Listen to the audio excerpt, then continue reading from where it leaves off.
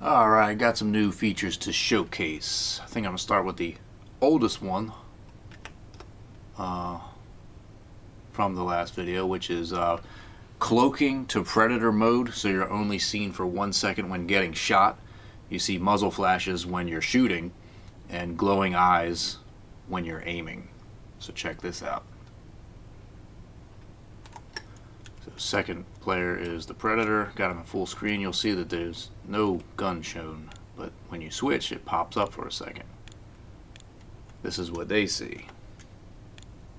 Whenever you switch your weapons, it kind of glitches and shows just for a second. I was like, oh man, what is that? Who's that? If you're shooting, this is what they see only. Just a bunch of muzzle flashes. Or when they're aiming, crap, where is it? So you can try to get some shots off, but if the predator is aiming, this is what you'll see. Now you know that the predator's aiming at something.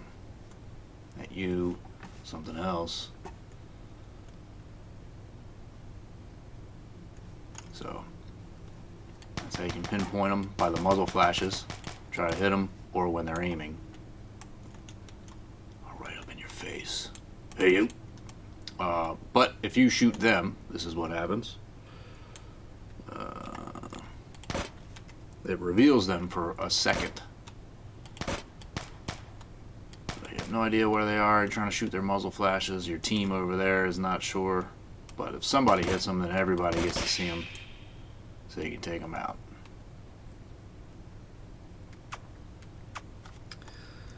What's next? Third-person camera system. All you have to do is tick the box in the main menu, and it will activate. So let's check that out. This is the third-person camera mode test. Let's put it on, I don't know. The random map generation has been overhauled also. Everything's pretty themed. Looks cool. But let's go to the base camp and third-person mode.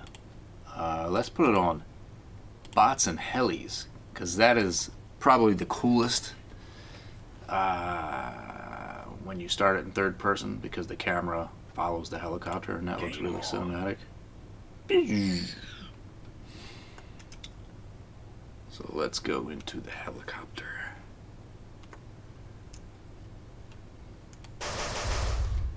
So you have all your gear and weapons and everything works the same, except for that when you aim,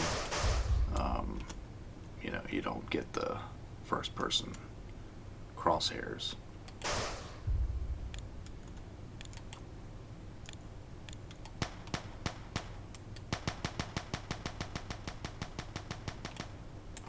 Let's go find a person, a player, light them up.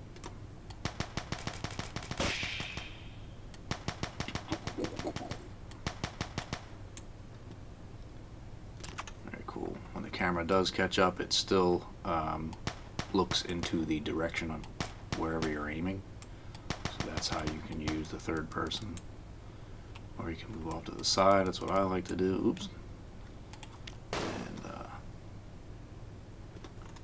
that way you can get your angles.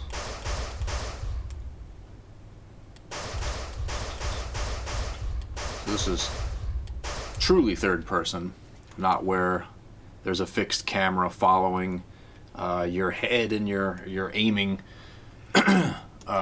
where it's always this fixed stationary thing that's just kind of following you around. This is more like a cinematic camera that's being carried by somebody that can float with you and look where you're looking, and it's more dynamic, and you know, this is true third person. So you'll have to gauge your shots. You know, wherever you're looking. If you're trying to get somebody inside here, you have to look at both where you're aiming and where your target is to hit it. Let's see what else. Added second grenade position while aiming for both explosives and smokes. Actually, let me go back and show you. So here we got, like, let's say here's fourth player. So this is, I mean, it works the same, you know, with the camera. Wherever they're looking, that's where it's aiming. So guns with, like, lasers, you can use that. Oh, this is also the update I was just talking about. See the rocket launcher when you're aiming? Now it goes up to the side of your head because there is no scope. There is one on the real gun, but not on this one. So it goes up to your head, enables the laser, and so this is when you're turning, you can actually shoot the players with the guidance of the laser if you need that. Also, you'll notice the arrow that keeps flashing in the center of the screen. That's showing you where the closest player is to me. Let's see, let's follow it real quick. It's probably going to take us to the helicopter. Yep. So this shows us the closest. And they are dead.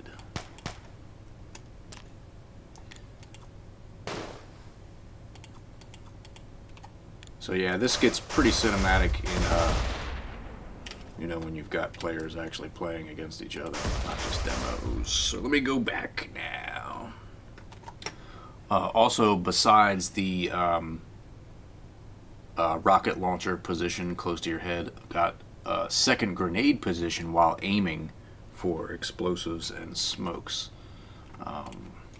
So before, how it worked was, you know, your grenade was always just shown in front of you to show that you had the grenade, and then you could toss it. But if you went to aim, it would just kind of slow your camera down so you can kind of get a better precise shot to throw. But now it actually goes to that position, like so, of where it actually gets thrown from, so that you can, especially with windows, like when you're over in a window, you can gauge how to get it out of the window or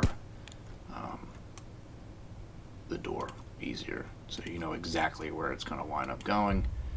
If you can't throw, it'll hit, kind of knock you back. You say, alright, can't do that. Yeah. Also, there's a slight zoom now on the grenades.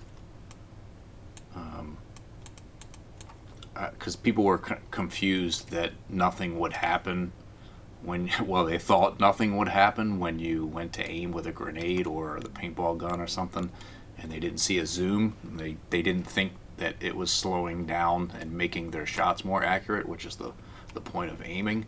You know, you're kind of switching gears to make it more accurate. So I added the slight zoom, and now they suddenly get it. So that's great. And also,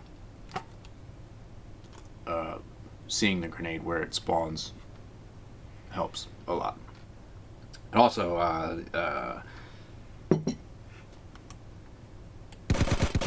skibbity boop up. So yeah, the radar system basically kicks in after 60 seconds without a kill for anybody. It's not just for handicap boosting for players who need it. It's just for anyone to keep the pace going, to keep the game going. Since there is no radar, I don't like radar, you know, in the GoldenEye games or any of the past games where you had this sort of overhead. It just seemed too corny. It's just too much information to go by. So now what it does, it just gives you a general direction.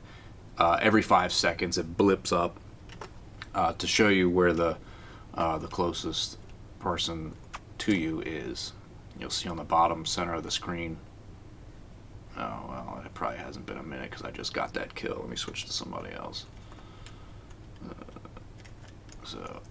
Okay, well, there it is back. So now at the bottom center screen, it shows a little arrow just for a half second to show you the closest person to you. Each screen will do the same. Those will be flashing at the same time because they've just sat there the whole time. But if you're getting shot by them, it does delay that. Like, it'll immediately show you the arrow from where the bullet is coming from instead for a full second. So, boom, getting shot. Oh, that's where it is. And then it'll wait a full second to sort of give you a chance to, you know, say, okay, this guy's shooting me. Whether or not they're the closest to you doesn't matter. If you're getting shot from something, that the shot arrow does pop up for a half second longer than the radar. That way you know the difference between getting shot. Well, you'll hear the sound also, but between getting shot and the radar just popping up to help you out. So, yeah, I think that's the major changes. I mean, there's of course a ton that have happened since the last video. I think this was the last video down here. So these are all the changes that have happened and more that weren't documented since then. So check it out. Third person mode is super fun. It is more difficult, but that's part of the fun of it, because everybody's gonna suck, and then you're just trying to get better and better as you go and figure out new strategies on how to get the camera into positions that you need it to be in to you know, strategize and overcome and compete. Yep, think that's it. See you later, alligator, with some more shit later.